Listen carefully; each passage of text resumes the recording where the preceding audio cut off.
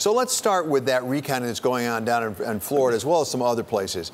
When you were governor, what was your role when it came time to recount, and how reliable are the recounts? We remember from 2000, it seemed like every time you counted, we got to get a different number.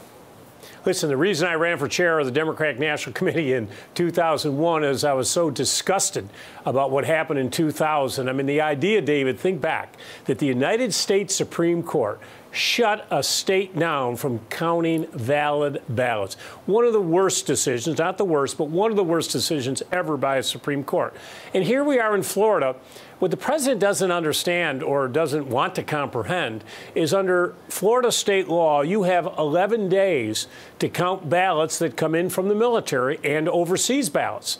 So what the president is basically saying is, let's not count the military ballots. As long as they were postmarked by Election Day, you count them. They've got to come in, obviously, from overseas.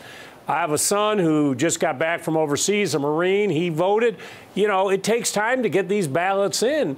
And, you know, first the president dissed the military this weekend when he was over in France, and not going to the cemetery is just beyond comprehension.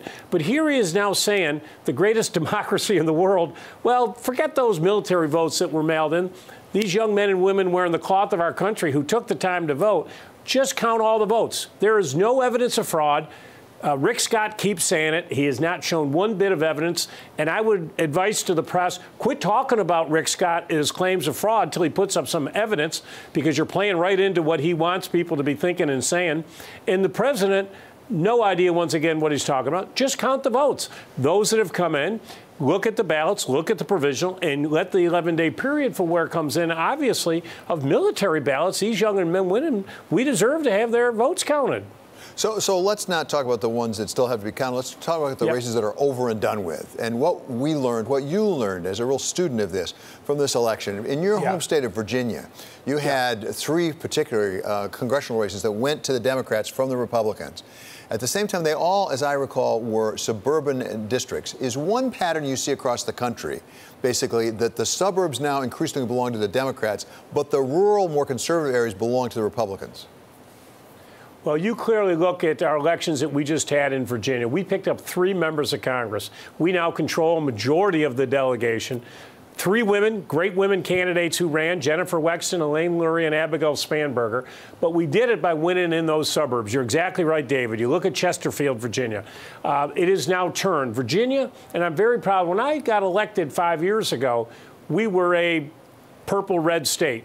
Today, we are purple, very leaning blue state today. It's taken 5 years, but, you know, we had tremendous economic success the last 4 years, protected women's rights, the environment, all the issues that matter to people. But I think the big issue, David, that occurred was in 2016, 92 million people did not vote in the presidential election. They woke up the next day and said, holy cow, how did this happen? And they vowed they would never miss a vote again. And you saw it last year in Virginia when we swept the country, when we won the most since 1880, 15 House of Delegate seats, picking up 3 seats this year. That's what's happening across the country. And you saw a record amount of women show up and young people up 36%, a dramatic increase of young people who came out and voted. And I now think that will be the norm, David, as we go forward. We'll win the House and Senate in Virginia next year, and we'll win the White House back. People have awoken, and then Trump, with all of the insanity and the things that he does, has really sparked people to say, I'm going to stay involved in democracy. Well, let's talk about winning the White House back and what happens in 2020, because you're absolutely right. A lot of Democrats showed up to vote that didn't 2 years ago, 4 years ago. A lot of Republicans did as well. The Republicans got their vote out as well. It was a higher voter activity, which is good for everybody, good for the Republicans, without a doubt. But what do you need to do in 2020 to win? And specifically, are you willing to lead the party? Well, you know, I'm one of the ones, there's probably 30 or 40 that are seriously thinking about it. I'm going to spend my time over the holidays. I have 5 children spread around the globe. They'll be home for the holidays. I think first and foremost, you got to have a family discussion, and I will do that. But listen, we got to run on who we are, what we stand for, and most importantly, what are we going to do for voters? You can't run as being anti-Trump. You got to run for what is it you're going to do. And as you know, as governor of Virginia, I led a renaissance in our state in economic development, cybersecurity, data analytics. We became a new state. And you look at what I had to veto as governor. Very horrible anti-women, anti-LGBT, I stopped all that. Virginia now is an open, welcoming state. We're in the finalists to get Amazon because you know what?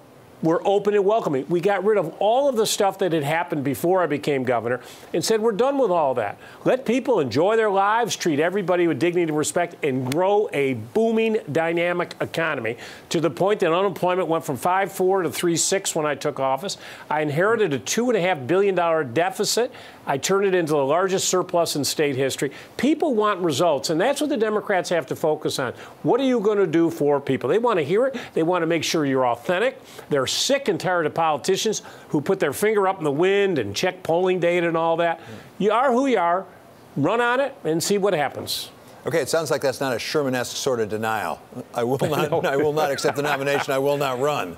Yeah. No, of course not. I'm looking at it. I'm seriously looking at it. We've got a lot. And listen, I say more the merrier. Let everybody get in. As I say, we had a great run in Virginia. The message that we did in Virginia works for the country.